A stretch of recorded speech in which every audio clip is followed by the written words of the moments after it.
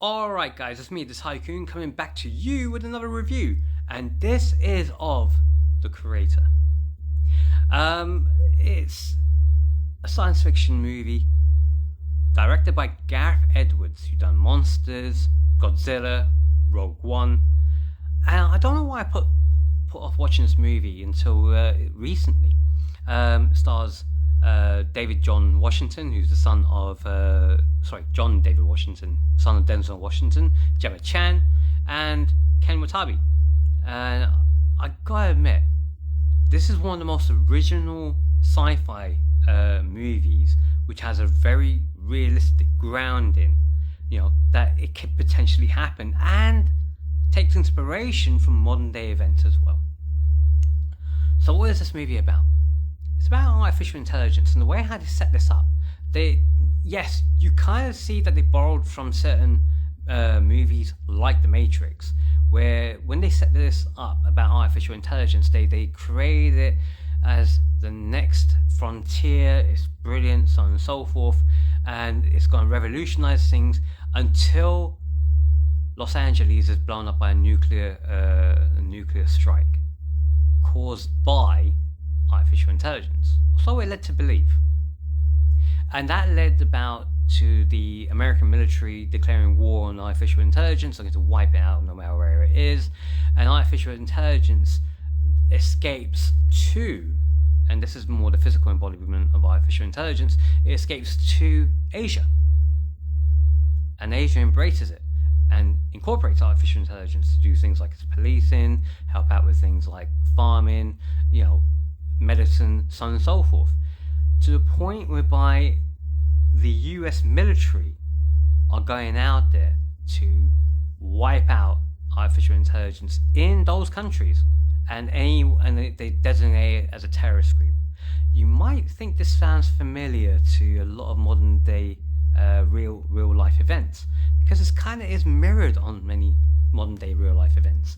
And they've got the secret weapon in the sky, which, as you see from the photo, the poster, is actually a war machine that goes out there to destroy things.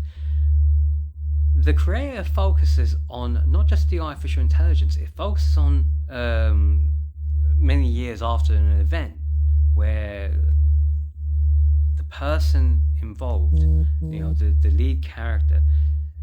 Spoiler alert if you haven't seen it yet, but his wife dies, who's pregnant at the time, because of a strike. She was actually the head of that particular designated terrorist group, even though they weren't doing anything. All they were doing was looking after the artificial intelligence. And from that, and from the research, it creates a new form of artificial intelligent life.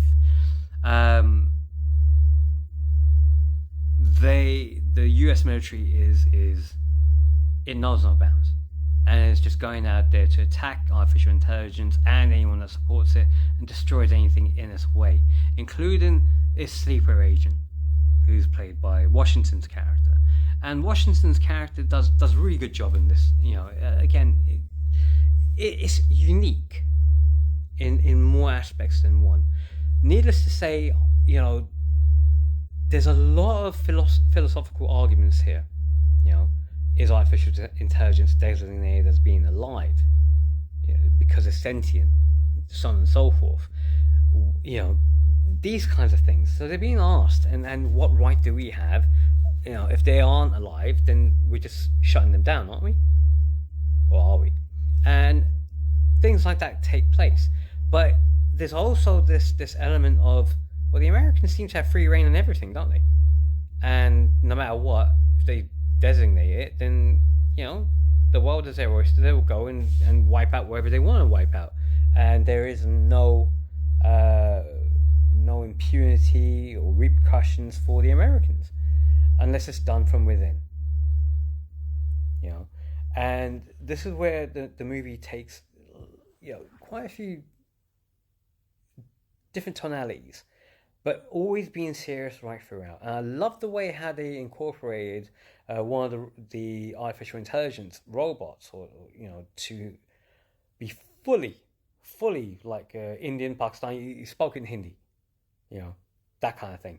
Because they made New Asia a pan Asian environment, not just China or Indonesia. They also included India, Pakistan. They included all of those environments in there, and you see that, and it's really well done. So Gareth Edwards has always been a top-notch director. Yes, some of his earlier films may have had some issues with pacing.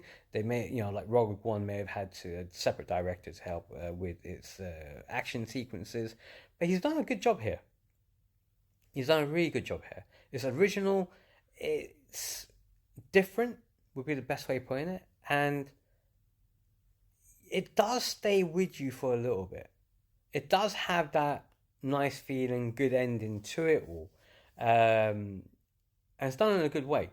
I really appreciate this movie. It's a very highly rated movie. Um, you can clearly tell that the lines are blurred between the good guys and the bad guys.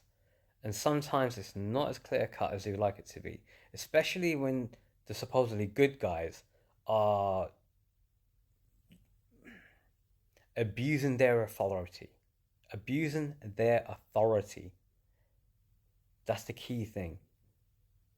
Because then they take all kinds of liberties and no one is safe.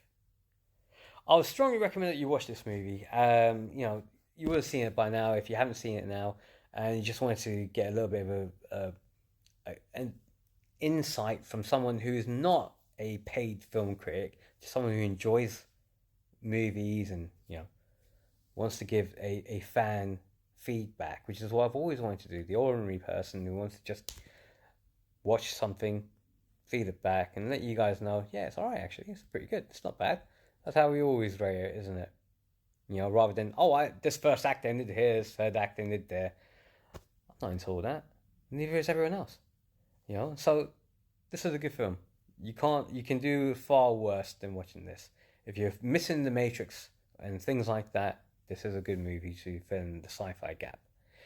As always, guys, whichever platform you're watching this on, give it a like, follow, subscribe. Let me know what you think in the comments. As always, if you don't know how to do that, then you need to go back to school. So says the TYCOON.